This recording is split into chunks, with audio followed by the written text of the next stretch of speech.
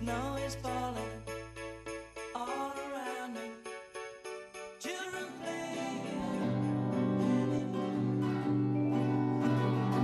Šovakar Latvijas Universitātes Sociālo zinātņu fakultātē notiek brīnuma jauks un svinīgs pasākums akustiskie Ziemassvētki, ko rīko studentu pašpārvalde Ziemassvētku nedēļas ietvaros. Varbūt kaut ko sīkāk var pastāstīt, kāds ir jūsu mērķis šo rīkojot? Protams, ka tas ir tādā Ziemassvētku laikā iegūtās izjūtas, tās sajūtas, kas pēc tam noderēs Ziemassvētkos un jaunajā gadā.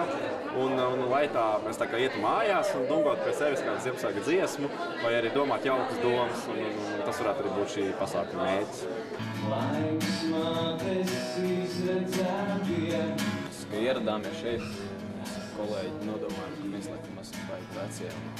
Tā studenta dzīve, mēs paskatījāmies visu plakātu par pasākumiem un tur pa vēlēšanām tā tālāk un tāda nostalģija, gribās atpakaļ to visu.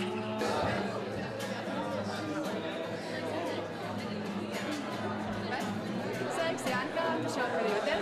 Labi. Un kas šovakar bija tavos darba pienākumos? Es slēju karstvīnu. Un tu varbūt vari pastāstīt, kāda bija atsaucība, varbūt mēs bijām tādi kautrīgi vai tā? Šogad karstvīns tika izķerts lēnāk nekā pagājušajā gadā. Kā jūs jūtaties šovakar? Jūtos labi. Un kā jums pasākums?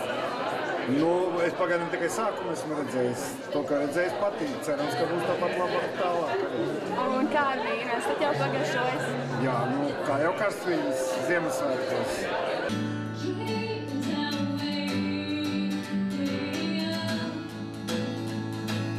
Sveika, Mārtiņ, tikko ir beigusies tā uzstāšanās, un varbūt tu vari pastāstīt, kā tu jūties un kā tev patika koncerts.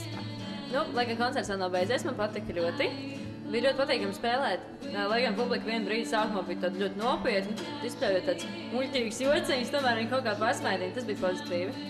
Kā jums patika koncerts? Kurš tieši? Akustisko Ziemassvētku? Brīnišķīgs. Patiesībā bija labs, man patīk.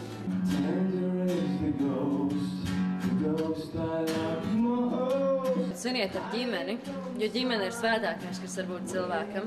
Daudz sniedziņa aiz loga, jo tad ir jauks kakao krūze katram rokā. Protams, mieru sirdī un prātā.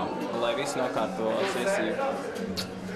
Akustisko Ziemassvētku koncerts ir veiksmīgi noslēdzies, vīns bija ļoti silts un garšīgs, mandarīni saldi, priecīgs un Ziemassvētkus un uz tikšanos nākamreiz.